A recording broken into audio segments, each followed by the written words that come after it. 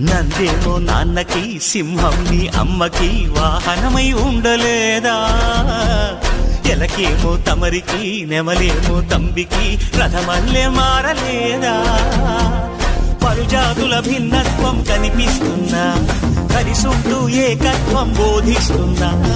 ఎందుకు మాకి హింసావాదం, ఎదిగేటందుకు అది ఆటంకం. నేపరం మాకు సోదర భావం, మార్పులు మాలో కలిగేలా భరోసా. గం గణపతి గం గణపతి గం గం గం గం గణపతి. జై జై గణేశ, జై కొడత గణేశ, జయములిప్పు బొజ్జ గణేశ. హై హై గణేశ, అడిగేస్తా గణేశ, అభయమిప్పు బుజ్జి గణేశ.